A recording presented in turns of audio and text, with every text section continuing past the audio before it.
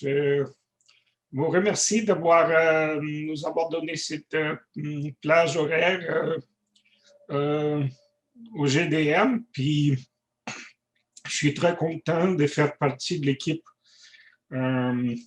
d'Elena, puis avec Annie, puis d'autres collègues qui travaillent sur l'idée de développer la pensée relationnelle chez les jeunes élèves. Puis aujourd'hui, ça va être vraiment porté sur les défis des formation initiale puis continue des enseignants par rapport à cet enjeu. Je vais peut-être prendre une petite seconde chez Elena m'a dit, Victor, ne fais pas trop de tes parenthèses là, mais je veux quand même dire que c'est très spécial pour moi d'être au GDA, parce que quelqu'un peut se demander, mais pourquoi il y a un intrus du Nouveau-Brunswick chez nous? Ben, moi, je peux dire, je me sens au Québec chez moi. Et cette relation très intime et très honorable a été développée depuis mon installation à Montréal, puis ensuite mon travail comme enseignant au primaire, bien que ma formation était en Russie au secondaire, je suis un enseignant de mathématiques, puis j'ai fait mon doctorat en didactique de l'informatique, une rare discipline au Canada, mais j'ai repris tout mon chemin pour bâtir une carrière d'enseignante puis de didacticienne des mathématiques au Québec, évidemment, ayant tout mon bagage que j'ai eu. Donc, c'est pas surprenant que mes recherches touchent à la fois ces aspects de mon background de l'Union soviétique, puis tout ce qui m'a apporté la didactique québécoise. Donc, je me sens chez moi, puis c'est toujours un grand plaisir de participer au GDM. Depuis 2004, c'était ma première présentation. Ma première participation, c'était à l'Université Laval. Et c'est très spécial pour moi de pouvoir revenir en mode virtuel. Donc, aujourd'hui, on partage une toute petite étude de cas très courte portée et très expérimentale dans le sens que je pense que c'est Mireille qui a parlé ce matin dans sa capsule vidéo de ce que le GDM nous offre de vraiment partager des recherches qui ne sont pas encore toutes faites, mais qui peuvent susciter l'intérêt de nos collègues et aussi des questionnements, puis des discussions, puis surtout des collaborations. Parce que j'adore collaborer avec mes collègues à travers le monde entier, mais au Québec, comme je dis, c'est une relation très particulière. Donc, je suis très content de faire partie de ce projet que Elena puis Annie pilotent au Québec. Donc, évidemment, le contexte est développement de la pensée mathématique dans le contexte de résolution de problèmes écrits au primaire, environnement informatique. Donc, évidemment, sans surprise, mon background en informatique m'amène toujours à faire des liens entre les deux disciplines, puis les mathématiques, évidemment, nous offrent des bons contextes. Des ateliers de résolution de problèmes dans une école primaire du Sud-Est. Donc, j'ai oublié de vous dire qu'on avait un GDM en 2010 ou 2011 à Moncton, puis il y avait un numéro spécial sur l'éducation et francophonie en 2014 qu'on a sorti avec Annie Savard, puis avec plusieurs articles de nos collègues sur la résolution de problèmes. Donc, évidemment, on voit que le GDM produit des collaborations très intéressantes. Donc, il y avait des petits ateliers qu'on a décidé que Elena m'a invité à faire avec les élèves du Nouveau-Brunswick pour expérimenter un nouvel environnement informatique parce qu'on avait aussi un environnement programmé au Nouveau-Brunswick dans le cadre d'un autre projet On a fait la première version, puis on a publié quelques articles, notamment dans le bulletin de l'AMQ, je pense en 2017, si je ne me trompe pas, puis il y avait aussi un article dans ZDM en 2017. Puis là, c'est une toute nouvelle version que Elena a conçue, puis développée, puis qu'elle voulait absolument qu'on teste au Nouveau-Brunswick, dans une école primaire du sud-est du Nouveau-Brunswick. Donc, évidemment, les problèmes écrits, ben, on le sait que c'est déjà il y a plusieurs recherches concernant la résolution de problèmes écrits. Puis là, on parle des problèmes vraiment à l'énoncé écrit. Puis lorsque souvent l'élève est appelé à produire une opération pour trouver soi-disant la réponse, puis souvent ça pose énormes difficultés, énormes défis.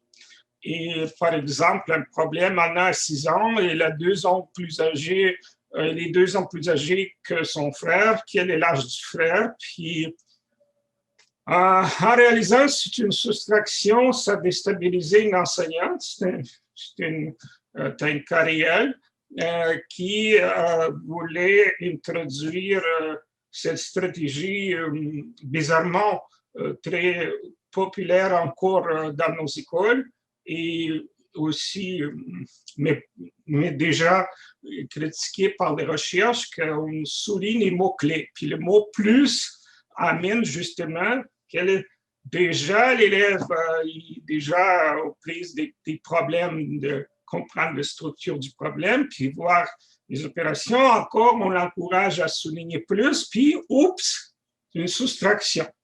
Bref, ces difficultés, comme je dis, avec ce type de problèmes indirects sont bien documentés en didactique de mathématiques, puis on a mis seulement quelques références. Et il est toutefois moins clair comment intervenir pour aider les élèves, surtout celles et ceux qui sont en difficulté. Donc, nous, on travaille dans un paradigme qui sort des travaux du psychologue russe Vassili Davidov, qui, lui, sans être élève direct de Vygotsky, a quand même eu sa formation en psychologie dans les années 50. Puis il a fait son doctorat vers les années, je pense, il a terminé vers les années 57, dans le paradigme de la théorie de l'activité de Vygotsky. Son directeur de thèse était Yefim Galperin, qui était un autre psychologue, que lui, comme je dis, c'est ça. Donc, Davidov, sans être élève de Vygotsky, a quand même eu comme enseignant plusieurs sommités qui ont travaillé avec Vygotsky, où étaient ses élèves, mais que ça aboutit à des écoles de pensée assez différentes. Sans faire l'objet de notre présentation, je le mentionne juste comme ça. Puis, évidemment, ça s'appuie sur le concept des tâches d'apprentissage, que aussi, c'est extrêmement difficile de faire une traduction. En anglais, on dit souvent « learning task », mais en russe, c'est « учебная задача ». C'est vraiment lorsqu'on ne parle pas d'une tâche isolée, comme par exemple, la multiplication pourrait être une tâche d'apprentissage au sens de Davidov. Mais ça devient vraiment l'objet d'apprentissage. Donc, on souligne ce mot apprentissage. Puis, la résolution de problèmes devient ainsi, à un moment donné, au début des années 60, un lieu d'expérimentation mené par Davidov et son équipe sur la résolution de problèmes écrits simples. Ça veut dire faut appel à une opération pour aller vers des problèmes plus complexes. mais en allant de l'abstrait vers le concret. Puis ça, c'est très, très complexe comme théorie et évidemment, le temps va nous manquer pour présenter les détails, mais les idées de mettre la pensée théorique en avant, donc l'abstrait et le concret, afin d'analyser un problème dans sa forme la plus générale. Et déjà, c'est ça, on a analysé comment ça se développait dans les travaux de Vygotsky dans notre publication récente avec Osnat Phyllis de l'Université d'Ottawa. On vient de publier dans Educational Studies. Mais aussi Bobos et Sierpinska, donc Anna Sierpinska a développé, toute et son équipe ont développé aussi une approche très intéressante d'enseigner les fractions à partir des idées de Davidov. Et évidemment, tous les travaux de recherche menés depuis des années par Elena, par Annie, sur les problèmes qui représentent une relation additive, donc des relations additives. Et ça a été justement l'article Savary Polotskaya, c'est dans ce numéro spécial sur la résolution de problèmes d'éducation francophonie. Ensuite, un article d'Elena que je pense vient de sortir, en tout cas, sur les relations multiplicatives. Puis aussi, Elena, dans une autre publication, a décrit une approche développementale équilibrée en adaptation scolaire, donc pour aider vraiment les élèves qui sont en difficulté en résolution de problèmes en particulier, en faisant attention à l'étude des relations simples, comme je vous ai dit, donc une opération, usage de représentation visuelle des relations, construction et analyse des diagrammes. Dans le fond, ce qu'on cherche à faire, puis Elena pourra ajouter après dans la discussion, mais d'éloigner l'élève de la tâche de trouver la réponse, mais plutôt l'engager dans une analyse de relations comme fondation du développement de la pensée relationnelle, voire théorique, voire algébrique. Donc, mener une discussion conceptuellement riche, donc c'est ça, à partir de ces diagrammes-là, on mène une discussion conceptuellement riche permettant d'émettre des conjectures, justifier, prouver, faire des inférences, verbaliser, faire du sens. Donc, les élèves aiment les activités, ça c'est ressort des recherches menées par Elena et Annie, aiment les activités de discussion, la possibilité de travailler sans nombre, donc vous allez voir que les problèmes qu'on offre aux élèves contiennent des lettres dans les énoncés. Les élèves s'adaptent assez facilement au mode de la pensée relationnelle. Leurs résultats dans la résolution de problèmes, disons, standard dans des tests courants s'améliorent. Puis les enseignants apprécient l'approche, mais justement demandent plus de temps et de soutien didactique pour l'apprivoiser. Donc, voici comment on voit les deux formes de pensée, dites empiriques et dites théoriques. Puis ici, j'ai mis quelques éléments qui sont dans les travaux de Davidov et Markova. La pensée empirique est liée à un niveau d'introduction des connaissances auquel les enfants ne développent que des techniques particulières et discrètes pour résoudre des problèmes concrets et pratiques. La pensée théorique, d'autre part, se produit lorsque, dès la première rencontre avec le problème, on développe chez l'enfant besoin de construire une méthode généralisée pour traiter des classes des problèmes, donc pas juste un problème, assez large, et lorsque de nombreuses compétences et capacités particulières et pratiques sont développées sur une base théorique généralisée. Ça vient de Davidov. Donc, pour vous illustrer comment est-ce qu'on pourrait faire le problème que je vous ai cité il y a quelques minutes, Donc, 6 ans, 2 ans plus âgé. Puis, qu'est-ce qu'on peut faire? Quelle opération as-tu utilisée? J'ai ajouté CC2. On sait que c'est une erreur courante, justement, souvent liée aussi à l'interprétation rapide de l'élève qu'on plus faut additionner, on le sait très bien. Mais la pensée théorique pourrait être travaillée à partir, entre autres, d'une modélisation, donc représentation schématique, où on voit plutôt la relation entre les quantités qui sont représentées sous forme de segments, puis à partir du concept de mesure qui fait aussi le fondament de la théorie de Davidoff.